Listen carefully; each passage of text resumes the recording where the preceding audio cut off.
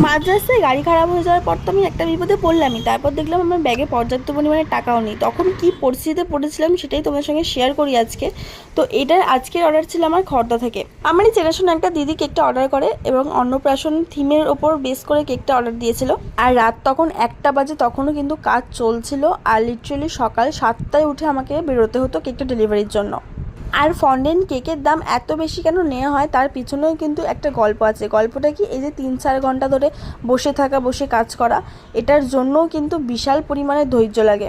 তো তারপর প্রায় 2:30 বেজে যায় সব ফন্ডেন্টের কাজগুলো শেষ করে। তারপর আমি ঘুমাতে যাই আর সকাল 6:30টায় উঠে সেটাকে অ্যাসেম্বল করতে আমি চলে আসি।